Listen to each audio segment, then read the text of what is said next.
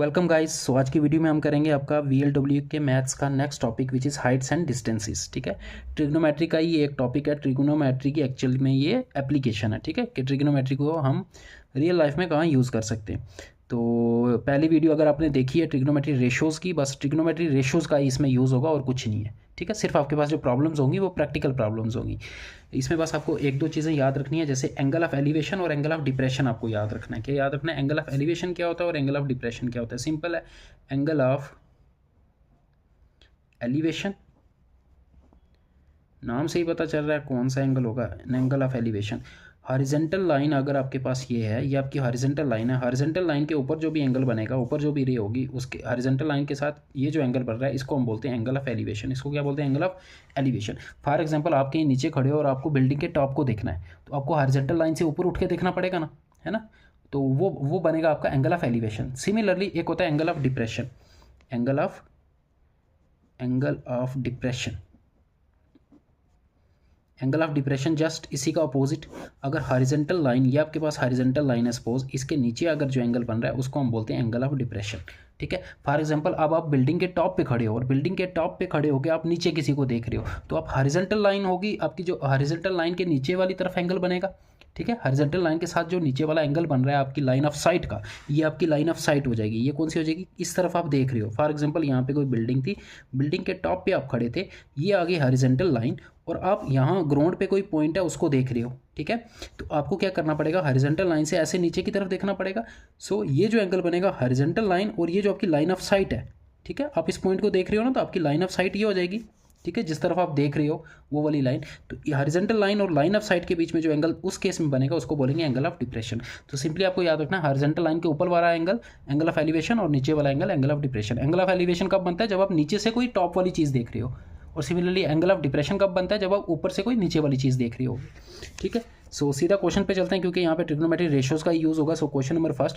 ठीक है, 10 क्वेश्चन है। अगर ये 10 क्वेश्चन आपने कर लिया अच्छे से, हर तरह का क्वेश्चन मैंने इस वीडियो में लिया है, तो आपका एक नंबर कहीं नहीं गया। हाइट एंड डिस्टेंसेज में से एक क्वेश्चन तो आना ही है। ठीक है, so angle of elevation of the top of a tower from a point on the ground which is 30 metre away from the foot of a tower is 30 degree. Find the height of the tower.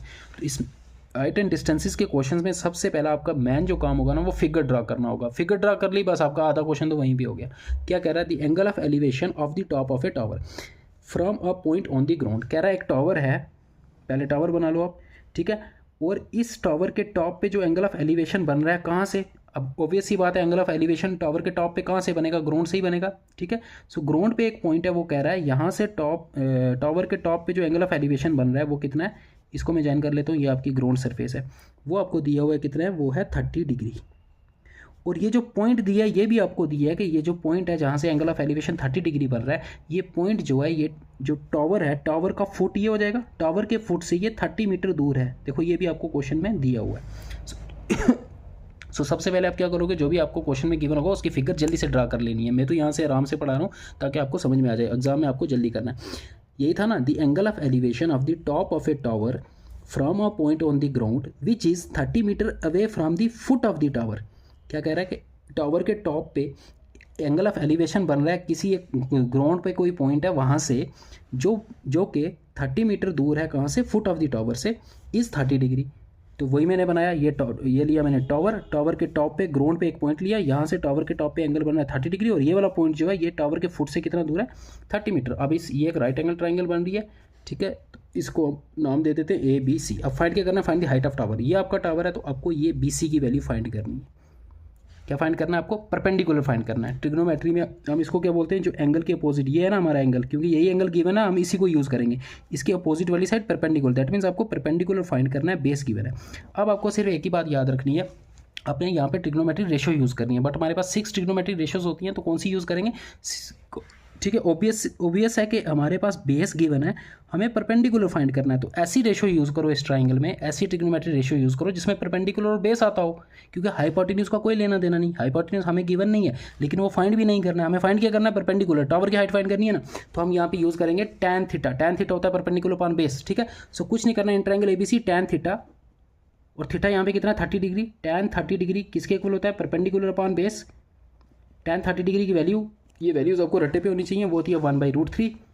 1/√3 is equal to perpendicular, perpendicular यही है BC, यही तो हमें find करना है BC, इसको as it is लिख दो बिकॉज इसकी वैल्यू हमें गिवन नहीं है, अपॉन बेस, बेस आपका ये हो जाएगा AB कितना है 30, तो यहाँ पे आ जाएगा 30, ये 30 डिवाइड हो रहा है इधर 1 के साथ मल्टीप्लाई हो जाएगा, you will get the value of BC as 30 upon √3 metre. तो ये आपकी हाइट ऑफ टावर आ गई, ये क्या आ गई आपकी हाइट ऑफ टावर, ठीक है। बट ऑप्शन में ये नहीं दिया है, तो ऑप्शन में कभी ये देगा भी नहीं, क्योंकि डिनोमिनेटर में जब भी रेशनल नंबर होता है ना, सॉरी इरेशनल नंबर होता है, तो उसको हम हमेशा रेशनलाइज करते हैं पहले। तो ये √3 है, तो इसको मैं क्या करूँगा, √3 से एक बार मल्टीप्लाई कर दो, एक बार डिवाइड कर दो, ठीक है। डिनोमिनेटर में कभी भी हम इरेशनल नंबर नहीं रखते, ठीक है।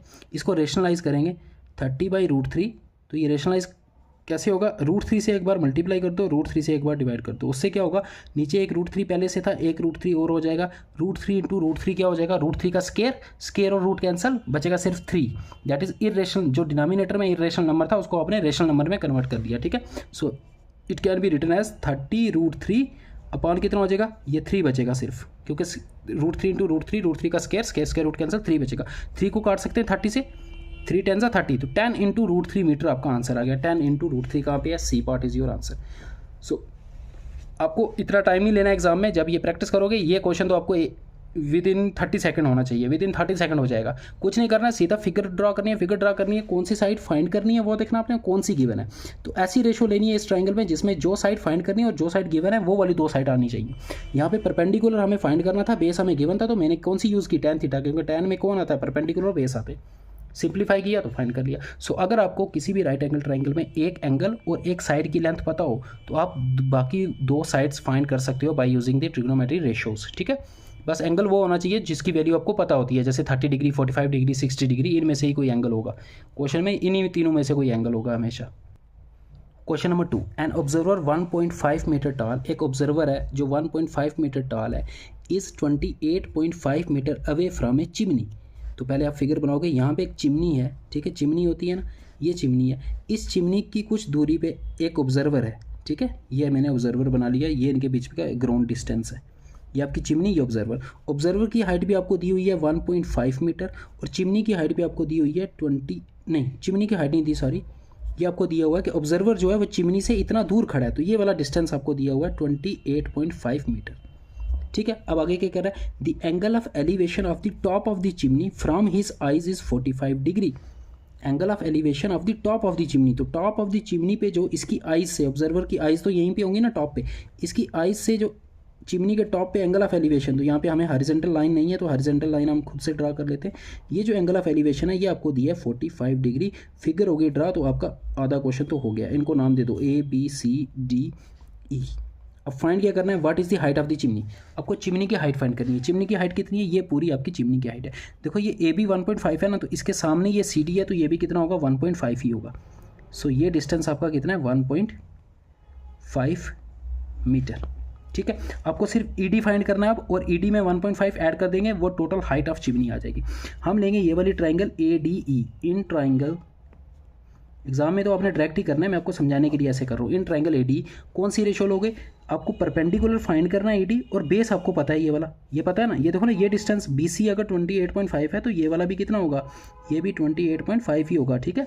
ये पैरेललोग्राम बन रही है ना कि इसकी सारी रेक्टेंगल बन रही है, इसकी रेक्टेंगल की अपोजिट साइड इक्वल होती है, तो ये भी 28.5 मीटर होगा, सिमेट्री से भी देख सकते हो, ठीक है। सो हमें बेस पता है परपेंडिकुलर, तो कौन सी रेशो यूज़ करेंगे, tan थीटा यूज़ करेंगे सर, ओके करो tan थीटा, tan थीटा यहाँ पे 45 डिग्री है, इज इक्वल टू परपेंडिकुलर है DE, ठीक है, पूरा नहीं ले लेना परपेंडिकुलर, मैं सिर्फ ये ऊपर वाली ट्राइंगल ले रहा हूँ, ये देखो ADE ये वाली ट्राइंगल ले रहा हूँ सिर्फ, ठीक है, DE अपॉन बेस आपका AD आ जाएगा, AD की वैल्यू आपको गिवन है 28.5, अब tan 45 डिग्री की वैल्यू कितनी होती है 1, तो ये आ जाएगा 1 is equal to DE upon 28.5 यहाँ पे डिवाइड हो रहा है, इधर 1 के साथ मल्टीप्लाई हो जाएगा, you will get the value of DE as 28.5 metre, ये आ गई आपके पास DE की वैल्यू। सो ये डिस्टेंस है आपका 28.5 मीटर। आपको पूछा था हाइट ऑफ चिमनी, तो हाइट ऑफ चिमनी हो जाएगी 28.5 प्लस 1.5, ठीक है, वो हो जाएगा आपका 30 metre. 28.5 plus 1.5 is 30 metre, that is B part is your answer. अब एग्जाम में इतना आपको करना नहीं है। अब एक बात आप याद रख लो, जब भी एंगल 45 डिग्री होगा और आप tan की वैल्यू लोगे, जब भी एंगल 45 डिग्री होगा ट्राइंगल में, उस केस में बेस और परपेंडिकुलर इक्वल हो जाएंगे। उस केस में बेस और परपेंडिकुलर क्या हो जाएंगे, इक्वल हो जाएंगे, आपको कैलकुलेट करने की जरूरत ही नहीं। जैसे यहाँ पे भी हमने देखा बेस था 28.5, जब हमने यहाँ पे tan की रेशो ली तो ED दैट इज परपेंडिकुलर की वैल्यू भी कितनी आई, 28.5 ही आई, वो भी ये देखो DE की वैल्यू कितनी आई, 28.5। सो आपने याद रखना है किसी भी ट्राइंगल में अगर राइट एंगल ट्राइंगल में आपको एंगल दे दिया 45 डिग्री का, ऐसा क्यों होता है ये भी मैं आपको बता देता हूँ। ये 90 डिग्री, ये एंगल आपको दे दिया 45 डिग्री का, उस केस में परपेंडिकुलर और बेस दोनों इक्वल हो जाएंगे, तो आपको कैलकुलेट करने की जरूरत नहीं। अगर इसकी वैल्यू दी है, इसकी वैल्यू दी है 5 मीटर, तो ये भी हो जाएगा 5 मीटर, ठीक है। ऐसा क्यों होता है, क्योंकि अगर ये 45 डिग्री एंगल है तो ये एंगल भी कितना होगा, 45 degree, because right angle triangle में ये दोनों कंप्लीमेंट्री एंगल होते हैं, हमने पढ़ा था, इनका सम 90 होना चाहिए। तो अगर ये 45 है, 45 का कंप्लीमेंट 45 ही होता है, 45 + 45 90 होगा। सो ये भी 45 होगा। अब किसी भी ट्रायंगल में अगर दो एंगल इक्वल हो तो उनकी अपोजिट साइड्स भी इक्वल होती है। सो इस एंगल के अपोजिट साइड आ गई ये वाली और इस एंगल की अपोजिट साइड आ गई ये वाली, that is perpendicular and base, तो ये भी इक्वल होती है। Sides equal to sides opposite to equal angles are always equal. किसी भी ट्राइंगल में जो इक्वल एंगल के अपोजिट वाली साइड होती है वो इक्वल होती है। सो अगर 45 डिग्री एंगल दे दिया तो आपकी कैलकुलेशन, ये कैलकुलेशन आपको करने की जरूरत ही नहीं पड़ेगी, ये वाली कैलकुलेशन जो की ना मैंने, ये करने की जरूरत ही नहीं। जैसे देखा 45 डिग्री, अगर बेस 28.5 है तो ये परपेंडिकुलर भी 28.5 होगा, इसमें बस आपको 1.5 ऐड करना था, 30 आंसर आ जाता। तो क्वेश्चन दिखने में ऐसे ही आपको लगेगा कि टफ है, बट बिल्कुल ईजी क्वेश्चन है हाइट एंड डिस्टेंसेस के। Question number 3, a kite is flying at a height of 60 metre above the ground, ठीक है। पहले पूरा क्वेश्चन पढ़ लो फिर उसकी फिगर बना लेना। The string attached to the kite is tied to a point on the ground, ठीक है। The inclination of the string with the ground is 60 degree, find the length of the string. क्या कह रहा है, एक kite है जो ground से कितनी हाइट पे है। अब ये काइट की हाइट दी है, तो हाइट हमेशा वर्टिकल होती है, ये वाला डिस्टेंस दिया है, ठीक है, परपेंडिकुलर वाला। एक काइट है जो ग्राउंड से कितनी मीटर ऊपर है, 60 मीटर ऊपर है, और इस काइट के साथ जो स्ट्रिंग धागा लगा हुआ है, ठीक है, वो ग्राउंड पे हमने कहीं पे बांध दिया है, ठीक है, किसी पॉइंट पे। और जिस पॉइंट पे बांधा है ये भी दिया है कि स्ट्रिंग का ग्राउंड के साथ जो इंक्लिनेशन है, दैट इज ये जो एंगल है, ये भी आपको दिया हुआ है 60 डिग्री। बन गई फिगर ABC। अब आपको क्या फाइंड करना है, find the length of the string. तो ये आपकी स्ट्रिंग है, तो इस केस में आपको हाइपोटेन्यूज फाइंड करना है। क्या फाइंड करना है, हाइपोटेन्यूज, और गिवन कौन सा है, परपेंडिकुलर। तो इस ट्रायंगल में मैं कौन सी रेशो लूंगा, जिसमें हाइपोटेन्यूज और परपेंडिकुलर आते हैं, ये ध्यान रखना, ठीक है। अब मैं कौन सी रेशो लूंगा इसमें, जिसमें परपेंडिकुलर हाइपो, वो साइन थीटा होता है। तो इस ट्रायंगल में मैंने लिया साइन 60 डिग्री। साइन 60 डिग्री होता है परपेंडिकुलर अपॉन हाइपोटेन्यूज। परपेंडिकुलर आपका 60, सीधा वैल्यू पुट कर रहा हूँ, हाइपोटेन्यूज आपका आ गया AC। अब यहाँ पे साइन 60 की वैल्यू पुट करो, sine 60 degree is √3/2, so √3/2 is equal to 60 upon AC। अब AC इधर आ जाएगा, मल्टीप्लाई हो जाएगा √3 के साथ, सो √3 इंटू AC, और 2 इधर डिवाइड हो रहा है, इधर मल्टीप्लाई हो जाएगा, 2 इंटू 60 इज 120। अब √3 को भी इधर शिफ्ट कर दो, मल्टीप्लाई हो रहा है तो यहाँ पे आके डिवाइड हो जाएगा, डिवाइडेड बाय √3। अगैन ये इरेशनल नंबर है तो इसको हम क्या करेंगे, एक बार √3 से मल्टीप्लाई, एक बार √3 से डिवाइड, यू विल गेट, ऊपर बचेगा आपके पास 120 इंटू √3, और डिनोमिनेटर में √3 इंटू √3 कितना हो जाएगा, 3 अभी बताया था, 3 को 120 से काट दो, 3 40 से 120, 40 into √3 metre is your answer, 40 into √3 is your answer, ठीक है। सो ये देख लेना, आंसर ऐसे नहीं मार्क कर लेना, पहले आप उसको रेशनलाइज कर लेना फिर मार्क करना। अगर मिल गया, सपोज आपका ये पहले हमारा आंसर क्या आया था, 120 अपॉन √3, तो पहले आप ऑप्शन में चेक कर लेना, हो सकता है यही आंसर दे दे वो, ठीक है। अगर ये ना हुआ तो फिर रेशनलाइज करना पड़ेगा, तब आपको आंसर मिल जाएगा, ठीक है। कुछ नहीं करना है, आपने फिगर बनानी है और देखना है कौन सी साइड गिवन और कौन सी साइड फाइंड करनी है, वही रेशो यूज़ करनी है, तो वो आ जाएगा आपके पास answer. Question number 4, from a point on the ground the angle of elevation of the bottom and top of a tower fixed at a top of 20 meter high building are 45 degree and 60 degree respectively, find the height of the tower। Question को पढ़ लिया, दिमाग में बैठ गया। Question क्या कह रहा है, क्वेश्चन कह रहा है कि आपके पास एक बिल्डिंग है जो 20 मीटर हाई है, बिल्डिंग है जो 20 मीटर हाई है, इस बिल्डिंग के ऊपर टावर लगा हुआ है, लगे होते हैं ना बिल्डिंग के ऊपर टावर लगे होते हैं, ये टावर है, इस टावर की हाइट आपको नहीं दी हुई। अब कह रहा है ग्राउंड पे एक पॉइंट है, वहाँ से टावर के टॉप पे और टावर के बॉटम पे जो एंगल ऑफ एलिवेशन बन रहे हैं वो कितने 45 डिग्री एंड 60 डिग्री, ठीक है। सो इसको मैं चयन कर लेता हूँ। सो जो टावर के बॉटम पे जो एंगल बन रहा है ग्राउंड से, ग्राउंड पे किसी पॉइंट से, वो है 45 डिग्री, और टावर के टॉप पे जो एंगल बन रहा है ये पूरा, वो है आपका 60 डिग्री। ये आपको फिगर गिवन है ABCD, ठीक है। बिल्डिंग की हाइट गिवन थी, ये बिल्डिंग के ऊपर टावर, और टावर के टॉप से जो एंगल बन रहा है ग्राउंड पे किसी पॉइंट से वो 60 डिग्री है, और टावर के बॉटम से जो एंगल बन रहा है वो 45 डिग्री है। अब आपको फाइंड क्या करना है, find the height of tower, that is DC आपको फाइंड करना है। सो यहाँ पे दो ट्राइंगल्स देखो, दो राइट एंगल ट्राइंगल्स बन रही है, ध्यान से देखो, एक है ABC ये वाली, और एक पूरी बड़ी वाली राइट एंगल ट्राइंगल ABD। तो पहले हमें देखना है साइड किसकी गिवन है, साइड हमें गिवन है ये छोटी वाली की, तो पहले हम इसको यूज़ करेंगे और वहाँ से परपेंडिकुलर पता है तो वहाँ से हमें बेस मिल जाएगा ए बी। अब बेस तो दोनों ट्रायंगल का कॉमन है, फिर हम बड़ी वाली ट्रायंगल लेंगे। अब यहाँ पे देखो एंगल कितना दिया है छोटी वाली ट्रायंगल में 45 डिग्री, तो कैलकुलेशन करने की जरूरत ही नहीं, अगर ये परपेंडिकुलर 20 है तो ये भी कितना होगा 20 मीटर होगा, मैंने अभी आपको बताया। बेस मिल गया। अब बड़ी वाली ट्रायंगल में आप ले लो, अब बड़ी वाली ट्रायंगल का एंगल 60 डिग्री है, ये ध्यान रखना, और परपेंडिकुलर हमें फाइंड करना है, बेस हमें गिवन है, मतलब परपेंडिकुलर पूरा नहीं फाइंड करना है, परपेंडिकुलर का ये वाला पोर्शन हमें फाइंड करना है। फाइंड तो परपेंडिकुलर ही करना है ना, तो हम क्या करेंगे यहाँ पे tan की वैल्यू लेंगे। tan 60 डिग्री क्या होता है परपेंडिकुलर अपॉन बेस, और परपेंडिकुलर पूरा है BD, इस BD को क्या मैं 20 प्लस CD लिख सकता हूँ, तो मैंने परपेंडिकुलर को लिखा 20 प्लस CD अपॉन बेस, और बेस भी कितना है, बेस आपके पास 20 ही है।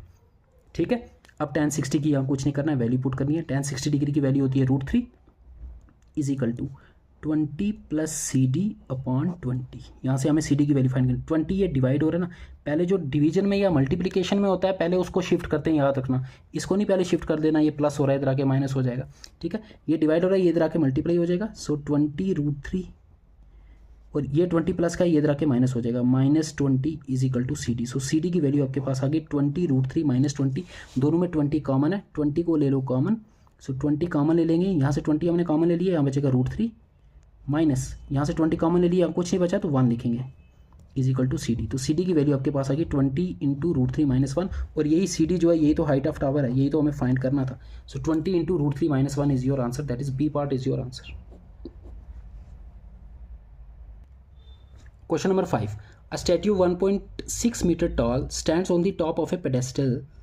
From a point on the ground, the angle of elevation of the top of the statue is 60 degree, and from the same point, the angle of elevation of the top of the pedestal is 45 degree. Find the height of the pedestal.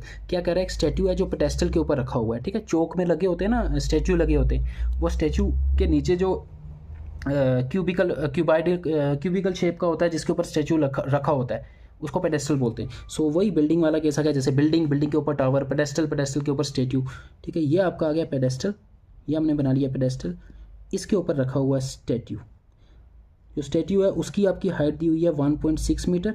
ठीक है, pedestal की height नहीं दी है। फिर कह रहा है ground पे एक पॉइंट है, हमने ग्राउंड पे यहाँ पे एक पॉइंट ले लिया, यहाँ से जो from the point on the ground the angle of elevation of the top of the statue के टॉप पे जो एंगल ऑफ एलिवेशन बन रहा है वो कह रहा है 60 डिग्री है। सो ये एंगल आपका 60 डिग्री है, ये कितना है आपका 60 डिग्री। और from the same point the angle of elevation of the top of the pedestal, pedestal का टॉप कहाँ पे होगा, पेडेस्टल तो यहाँ से लेके यहाँ तक है ना, ये वाला पॉइंट, इस पॉइंट को पेडेस्टल का टॉप भी बोल सकते हैं, इस पॉइंट को ये स्टैच्यू का फुट भी बोल सकते हैं, ठीक है, या बॉटम भी बोल सकते हैं स्टैच्यू का। तो यहाँ पे जो एंगल ऑफ एलिवेशन बनना है that is this angle is 45 degree, ये आपको गिवन है। अब आपको इसको नाम दे दो ABCD। अब आपको फाइंड क्या करना है, find the height of pedestal, that is आपको BC फाइंड करना है। क्या फाइंड करना है, BC फाइंड करना है। तो पहले हम लेंगे छोटी वाली ट्रायंगल में again angle 45 degree, it means ये दोनों साइड्स इक्वल होंगी, हमें ना ये गिवन है ना ये गिवन है, बट ये लिख लो, ये आपको काम आएगा, AB is equal to BC आ गया। ठीक है, ये कैसे है ये मैंने बता दिया, यहाँ tan 45 डिग्री की हमें रेशो लेनी है तो वहाँ से आ जाएगा। ठीक है, अब बड़ी वाली ट्रायंगल लेंगे, बड़ी वाली ट्रायंगल का एंगल कितना है 60 डिग्री, ABD वाली ट्रायंगल। ठीक है, इसमें लेंगे tan 60 की वैल्यू। tan 60 क्यों ले रहे हैं, क्योंकि देखो बेस और परपेंडिकुलर, हाइपोटेन्यूज की कोई बात ही नहीं है क्वेश्चन में, ना हाइपोटेन्यूज गिवन है ना हाइपोटेन्यूज हमें फाइंड करना है, तो उससे कोई लेना देना नहीं। अगर हाइपोटेन्यूज से कोई लेना देना नहीं, सीधा tan की वैल्यू, tan की रेशो ले लेना। tan 60 degree is equal to होगा परपेंडिकुलर अपॉन बेस, परपेंडिकुलर आ गया ये पूरा, तो इसको मैं क्या लिख सकता हूँ BC प्लस 1.6, इसको मैं लिखूंगा जैसे लास्ट क्वेश्चन में किया। देखो लास्ट क्वेश्चन सिमिलर क्वेश्चन ही है, जैसे हमने क्वेश्चन नंबर 4 किया। क्वेश्चन नंबर 4 और इस क्वेश्चन में क्या डिफरेंस है, क्वेश्चन नंबर 4 में ये वाला गिवन था, ये वाला फाइंड करना था, यहाँ पे बिल्डिंग दी थी, यहाँ पे टावर दिया था। इस केस में उल्टा है, ये वाला गिवन है, ये डिस्टेंस गिवन है और ये वाला फाइंड करना है, प्रोसीजर पूरा वैसे ही चलेगा। ठीक है, तो tan 60 डिग्री को परपेंडिकुलर को लिखेंगे हम BC plus 1.6 divided by base कितना है AB लिखो। अब AB को हमने किसके इक्वल किया है, BC के, तो AB की जगह यहाँ भी मैं क्या लिखूंगा BC, उससे क्या होगा पूरी इक्वेशन में एक ही वेरिएबल बचेगा BC। तो एक इक्वेशन से एक वेरिएबल तो हम फाइंड कर सकते हैं, एक इक्वेशन से दो वेरिएबल फाइंड नहीं कर सकते। ठीक है, फॉर एग्जांपल आपके पास ये है 2x plus y is equal to 3, यहाँ से कोई भी एग्जैक्ट वैल्यू आप दो वेरिएबल की फाइंड नहीं कर सकते जब तक आपको एक इक्वेशन और ना गिवन हो। ठीक है, सो इसलिए हमने AB की जगह BC कर दिया। अब इसको जस्ट सिंप्लीफाई करना है, यहाँ से BC की वैल्यू आ जाएगी आपके पास, और वही हमें फाइंड करनी है हाइट ऑफ पेडेस्टल।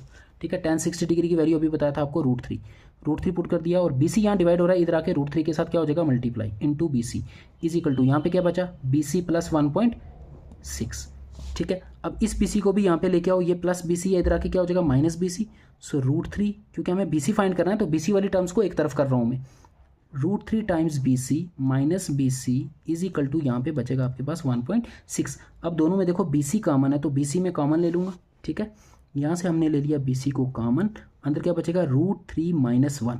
यहाँ पे बी सी कॉमन लिया, यहाँ बचा √3, यहाँ से भी बी सी कॉमन लिया, यहाँ कुछ नहीं बचा तो 1 लिखेंगे, इज इक्वल टू 1.6। अब ये √3 - 1 बी सी के साथ मल्टीप्लाई हो रहा है, यहाँ आके डिवाइड हो जाएगा। So you will get the value of B C as, B C आपके पास आ गया, B C means height of pedestal, यही थी ना, बी सी तो हाइट ऑफ पेडेस्टल है, यही तो हमें फाइंड करना है। 1.6 अपॉन √3 - 1। लेकिन ये ऑप्शन में कहीं नहीं है क्योंकि इसने रेशनलाइज किया हुआ है डिनोमिनेटर को। अगर डिनोमिनेटर में सिर्फ रूट में कोई नंबर है, फॉर एग्जांपल √3 है, √5 है, √7 है, तो √7 से ही मल्टीप्लाई डिवाइड करके उसको रेशनलाइज कर सकते हैं, क्योंकि वो √7 × √7 का स्केयर हो जाएगा और स्केयर और रूट कैंसिल हो जाएंगे। लेकिन अगर इस फॉर्म में है, साथ में कोई नंबर भी प्लस या माइनस हो रहा है, फिर इसके कंजुगेट से मल्टीप्लाई और डिवाइड करना होता है। कंजुगेट मीन्स ये √3 - 1 है ना, √3 + 1 से एक बार मल्टीप्लाई कर दो इस नंबर को, और ये रेशनलाइज करने का तरीका है। देखो ना, आपको पूरा क्वेश्चन आता होगा, सॉल्व करोगे, लेकिन लास्ट में यहाँ पे अटक के आंसर नहीं आएगा तो फ़ायदा नहीं है। तो ये छोटी छोटी बातें आपको मैथ्स की आनी चाहिए, छोटे छोटे कंसेप्ट। रेशनलाइज डिनोमिनेटर को कैसे करते हैं 9th क्लास में सीखा होगा। ये इससे कंजुगेट से क्यों मल्टीप्लाई किया, क्योंकि हम डिनोमिनेटर में बनाना चाहते हैं a - b a + b, और a - b × a + b का फार्मूला होता है a² - b², a² - b²। तो इसकी जगह जब हम a² - b² करेंगे तो √3 का स्केयर आएगा, तो स्केयर और स्केयर रूट कैंसिल, और 1 का स्केयर 1 होगा, इसलिए ये किया। इज इक्वल टू, ऊपर बचा आपके पास 1.6 और साथ में ये भी है आपके पास √3 + 1 और डिवाइडेड बाय में a - b a + b, इसकी जगह लिखूंगा a² - b²। a कितना है, a है √3, तो √3 का जब मैं स्केयर करूंगा तो रूट और स्केयर कैंसिल, बचेगा सिर्फ 3 माइनस b का स्केयर, और b यहाँ पे कितना है देखो 1 है, b 1 का स्केयर करेंगे, 1 का स्केयर 1 ही आएगा, तो 3 - 1 आपके पास बचेगा 2। 3 - 1 कितना बचेगा 2, तो यहाँ पे 2 लिख लेते हैं। 2 को 1.6 से काटेंगे तो कितना बचेगा 0.8, तो 0.8 × √3 + 1 मीटर आपका आंसर आ गया, यही हाइट ऑफ पेडेस्टल है, ठीक है। 0.8 × √3 + 1, 0.8 × √3 + 1। तो इसी तरह के ऑप्शन आपको कंफ्यूजिंग ऑप्शन एग्जाम में मिलेंगे, बड़े ध्यान से टिक करना है आपने। Question number 6, the angle of elevation of the top of the building from the foot of the tower is 30 degree and the angle of elevation of the top of the tower from the foot of the building is 60 degree. If the tower is 50 meter high, find the height of the building. ये क्या कह रहा है कि एक building है आपके पास, एक टावर है, ठीक है, तो बना लो, एक बिल्डिंग बना लो, एक टावर बना लो, ठीक है। ये सपोज यहाँ पे देखो बिल्डिंग है और एक टावर है, तो ये टावर बनाया मैंने, टावर की हाइट आपको पहले से दी हुई है 50 मीटर। अब कह रहा है टावर के जो the angle of elevation from the top of the building from the foot of the tower, the angle of elevation of the top of the building from the foot of the tower, tower के foot से जो building के top पे angle बन रहा है वो 30 degree है, ठीक है। इट मीन्स जो बिल्डिंग होगी वो टावर से छोटी होगी, ठीक है। यहाँ बस इतना आपको देखना था, छोटा कौन सा होगा बड़ा कौन सा। बिल्डिंग जो है टावर से छोटी होगी क्योंकि टावर के बॉटम से, टावर के फुट से जो बिल्डिंग के टॉप पे एंगल ऑफ एलिवेशन बन रहा है वो आपको दिया हुआ है कितना, वो आपको दिया है 30 डिग्री। कितना दिया, 30 डिग्री। ये मैंने टावर लिया, ठीक है, ये बिल्डिंग है आपकी, और बिल्डिंग के फुट से जो टावर के टॉप पे एंगल बन रहा है वो दिया 60 डिग्री। ये कैसे पता चला मेरे को कि बिल्डिंग जो है वो टावर से छोटी है, क्योंकि एंगल से पता चल जाएगा ना आपको, ये एंगल 60 डिग्री है, क्योंकि बिल्डिंग के बॉटम से जो एंगल बन रहा है टावर के टॉप पे वो एंगल बड़ा दिया हुआ है। इट मीन्स टावर ऊंचा होगा तभी ये एंगल बड़ा बन रहा है, ठीक है। सो यहाँ से पता चल गया हमें। तो ये आपको गिवन दिया है, इनको नाम दे दो ABCD, इस तरह का क्वेश्चन भी हो सकता है, ठीक है। ये फिगर अपने दिमाग में बिठा लेनी है। अब इसमें कुछ नहीं करना, आपको फाइंड करना है find the height of the building. तो बिल्डिंग की हाइट फाइंड करें, ये वाली देखो, दो ट्राइंगल बन रही है यहाँ पे, ABC और एक BCD, 2 राइट एंगल ट्राइंगल बन रही है। पहले मैं लूँगा वो वाली ट्राइंगल जिसमें हमें साइड पता है, तो ABC में ये 50 पता है और एंगल कितना 60 डिग्री। तो यहाँ पे लेंगे tan 60 degree is equal to perpendicular upon base, perpendicular है 50 अपॉन बेस आपका ये आ गया BC। tan 60 डिग्री कितना होता है √3, सो BC की वैल्यू कितनी हो जाएगी, tan 60 डिग्री आ गया आपका √3, BC इधर मल्टीप्लाई हो जाएगा, BC is equal to 50, so BC will be equal to √3 को इधर शिफ्ट कर दो, डिवाइड हो जाएगा अपॉन √3, आपकी BC की वैल्यू होगी, बेस की वैल्यू आ गई मीटर। अब BC पता चल गया, यहाँ से हमने BC फाइंड किया। अब इस ट्राइंगल में हमें बेस पता है और परपेंडिकुलर फाइंड करना है, तो यहाँ पे भी tan की वैल्यू लगाएंगे, बट tan कितना 30 डिग्री, इस एंगल में एंगल कितना है, इस ट्राइंगल में एंगल 30 डिग्री है। सो इन ट्राइंगल BCD में, ठीक है, पहले हमने ये कौन सी ट्राइंगल में लगाई थी रेशो, ABC में, ठीक है, BCD में tan 30 degree will be equal to perpendicular upon base, perpendicular आ गया आपका CD और बेस अभी फाइंड किया ये है 50 upon root three, 50 upon root three वो ऊपर आ जाएगा रूट थ्री, तो यहाँ पे लिख लेता हूँ डिनोमिनेटर के डिनोमिनेटर में जो आएगा वो न्यूमिनेटर आ जाता है। tan 130 डिग्री की वैल्यू कितनी होती है, सॉरी tan 30 डिग्री की 1/√3, सो इसकी जगह आ जाएगा 1/√3 is equal to CD into √3 upon 50। यहाँ से आपको CD की वैल्यू फाइंड करनी है तो 50 डिवाइड हो रहा है इधर मल्टीप्लाई हो जाएगा, √3 यहाँ पे मल्टीप्लाई हो रहा है इधर आके इस √3 के साथ डिवाइड हो जाएगा, so you will get CD is equal to 50 upon √3, ये 50 इधर मल्टीप्लाई हुआ और ये √3 इधर आके डिवाइड होगा, √3 इंटू √3 3 हो जाएगा, 50 अपॉन 3 इज योर आंसर। ठीक है, आंसर आपको मिक्स्ड फ्रैक्शन में दिया तो 50 अपॉन 3 को मिक्स्ड फ्रैक्शन में करेंगे तो इसको काटोगे 3 16 48 होता है तो 16 2/3 आ जाएगा मीटर आपका आंसर। ये मिक्स्ड फ्रैक्शन में कन्वर्ट किया, देखो 16 3 48, 48 प्लस 2 50, तो 50/3 ही बनेगा, इसको वापस जब इसमें कन्वर्ट करोगे, so 16 into 2/3 metre is your height of building, 16 into 2/3। ठीक है, क्वेश्चन को अच्छे से एक बार पढ़ो, वापस इसकी फिगर बनाओ, वापस ट्राई करो तो समझ में आ जाएगा सारा। Question number 7. From the top of a 7-meter high building, the angle of elevation of the top of a cable tower is 60 degree and the angle of depression of its foot is 45 degree. Find the height of the tower. क्या कह रहा है, from the top of A 7-meter high building. तो पहले तो आपको दी हुई है एक बिल्डिंग जिसकी हाइट भी आपको गिवन है 7 मीटर। तो यहाँ पे हम ड्रा कर लेंगे एक बिल्डिंग जिसकी हाइट आपको दी हुई है कितनी, 7 मीटर। अब आगे क्या कह रहा है, the angle of elevation of the top of the cable tower. तो आपके पास एक केबल टावर है यहाँ पे, उसकी हाइट इससे ज़्यादा ही है, वो मैं बताऊंगा अभी कैसे। ठीक है, ये आपका, ये मैंने बिल्डिंग ड्रा की जो आपको गिवन थी, ये आपका टावर है। ठीक है, अब कह रहा है कि बिल्डिंग के टॉप से जो the angle of elevation of the top of the cable tower is 60 degree.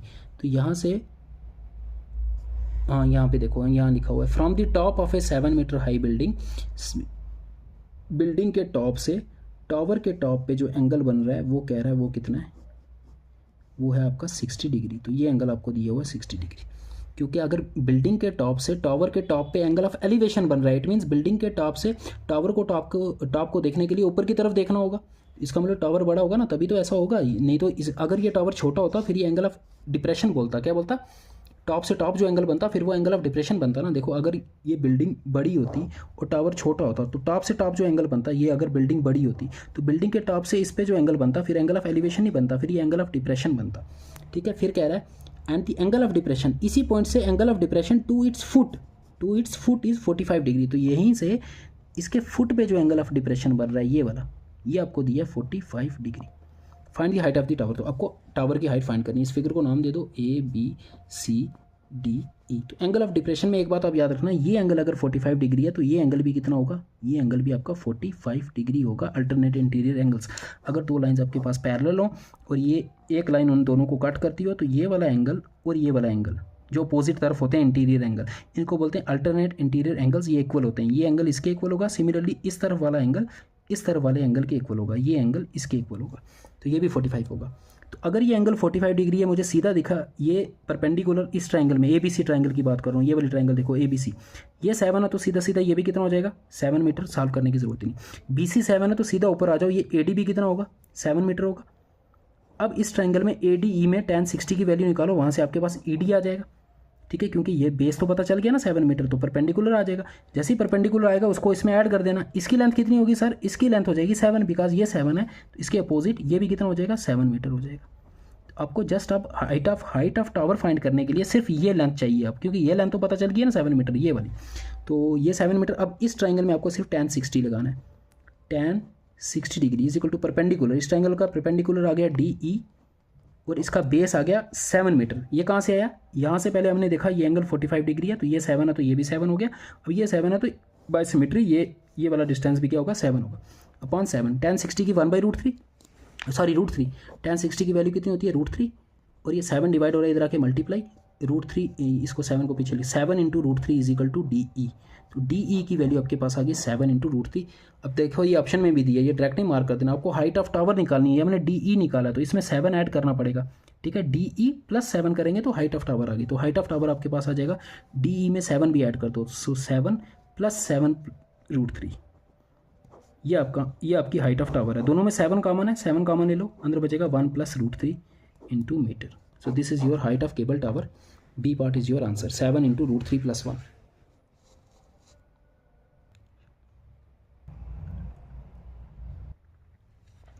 Question number 8, a 1.5 metre tall boy is standing at some distance from a 30 metre tall building. Okay, तो बना लो पहले figure. एक building दी है आपको जिसकी height है 30 metre और इसके कुछ डिस्टेंस पे एक बॉय है जिसकी हाइट है 1.5 मीटर, वो खड़ा है। ठीक है, तो यहाँ पे बना लेते हैं इसको। ये ग्राउंड डिस्टेंस आ गया इनके बीच का, ये है 1.5 मीटर, दोनों की हाइट आपको दी हुई है। आगे क्या कह रहा है, the angle of elevation from his eyes to the top of the building increases from 30 degree to 60 degree as he walks towards the building. Find the distance he walked. वो कह रहा है ये लड़का जब यहाँ पे था स्टार्टिंग में, तब एंगल ऑफ एलिवेशन जो बन रहा था बिल्डिंग के टॉप पे, तो एंगल ऑफ एलिवेशन बना लेते हैं यहाँ पे, ये इसको ज्वाइन करके। ठीक है, एंगल ऑफ एलिवेशन उसकी आइज से बनाना है, यहाँ से नहीं बना देना, आइज यहाँ पे होंगी ना उसकी टॉप पे। तो ये एंगल ऑफ एलिवेशन पहले था 30 डिग्री, फिर उसने कुछ डिस्टेंस आगे मूव किया, मतलब वो वहाँ से यहाँ पे कहीं पे आ गया होगा, सपोज यहाँ पे आ गया। अब जो एंगल ऑफ एलिवेशन बन रहा है वो कितना बन रहा है, वो इंक्रीज़ हो गया है, क्योंकि इंक्रीज़ होगा ना एंगल। जब फॉर एग्जांपल आप किसी बिल्डिंग के टॉप को देख रहे हो और बिल्डिंग के पास भी जाते जा रहे हो, तो क्या होगा, आपको और ऊंचा देखना पड़ेगा ना, तो एंगल ऑफ एलिवेशन इंक्रीज़ होता है। तो वो कह रहा है कि 30 से कितना हो गया, 60 डिग्री हो गया। कितना हो गया, 60 डिग्री। आपको फाइंड करना है जितना उसने डिस्टेंस ट्रैवल किया, ये वाला डिस्टेंस उसने जो ट्रैवल किया ये आपको फाइंड करना है। यहाँ पे दो ट्राइंगल्स बन रही हैं। ठीक है, देखो ये 1.5 है, तो मुझे बताओ ये वाला डिस्टेंस कितना होगा, ये भी हो जाएगा आपका 1.5 मीटर। ये टोटल था 30, ये टोटल आपका था 30 मीटर। सिंपल है, कुछ कैलकुलेशन है। तो ये वाला डिस्टेंस कितना हो जाएगा, ये वाला मुझे बताओ। टोटल अगर 30 है, 30 में से 1.5 करेंगे तो ये कितना बचेगा, 28.5 मीटर। इस पूरी फिगर को नाम दे दो ABCD, इस पॉइंट को EF, और ये जो बीच में पॉइंट है इसको नाम दे दो G। ठीक है, अब देखो पहले हम ये वाली ट्राइंगल लेंगे, कौन सी, GEF। ठीक है, इसमें लगा दो आप tan 60 डिग्री। ये देखो ये वाली ट्राइंगल में, इसमें परपेंडिकुलर आपको गिवन है 28.5, आपको यहाँ से बेस मिल जाएगा GE। आपको फाइंड ये वाला करना है, लेकिन पहले ये भी फाइंड करना पड़ेगा, फिर ये फाइंड होगा। पहले हमने ये वाली ट्राइंगल ली, छोटी वाली, तो इसमें मैंने लिया tan 60 degree, perpendicular upon base. Perpendicular है 28.5, बेस है आपका GE। यहाँ से GE की वैल्यू में फाइंड करनी है। tan 60 डिग्री 1/√3 होता है, सॉरी √3 होता है, tan 30 होता है 1/√3। √3 is equal to 28.5 upon GE। तो GE इधर आ जाएगा, √3 इधर आ जाएगा, सो आपके पास GE की वैल्यू आ जाएगी 28.5 अपॉन √3 मीटर। ये आ जाएगा GE। ठीक है, ये आपने GE फाइंड कर लिया। अब हम लेंगे जो बड़ी वाली ट्राइंगल है, ये वाली। ठीक है, ये पूरी ट्राइंगल दैट इज AEF। इस ट्राइंगल में लगा दो tan की रेशो। अब इस ट्राइंगल का एंगल कितना है, इस ट्राइंगल में ये एंगल है 30 डिग्री, ये पूरी बड़ी ट्राइंगल, ये वाली राइट एंगल ट्राइंगल 30 डिग्री है। सो tan 30 डिग्री हम लगाएंगे जब इसमें, tan 30 degree is equal to perpendicular opposite, perpendicular अभी भी वही है 28.5 डिवाइडेड बाय बेस। बेस अब ये पूरा हो जाएगा, इसको मैं स्प्लिट करके लिख सकता हूँ EG प्लस AG, है ना। EG की वैल्यू चलो इसको बाद में पुट करेंगे, EG प्लस AG। ठीक है, अब यहाँ पे ये इधर या इसको आप एज इट इज़ ही रहने दो, इसको एज इट इज़ ही रहने दो, इसको एज इट इज़ लिखो, आप पूरा लिखो AE। ठीक है, इसको क्या लिखेंगे हम, AE। यहाँ से AE की वैल्यू मिल जाएगी, ये tan 30 डिग्री होता है 1/√3, इसकी वैल्यू पुट करो 1/√3 is equal to 28.5 upon AE। यहाँ से AE की वैल्यू फाइंड कर लो। So AE will be equal to, AE इधर आ जाएगा, √3 इधर आ जाएगा, 28.5 इंटू √3 मीटर। तो आपके पास अब AE भी है और GE भी है, लेकिन फाइंड कौन सा करना है, फाइंड करना है AG।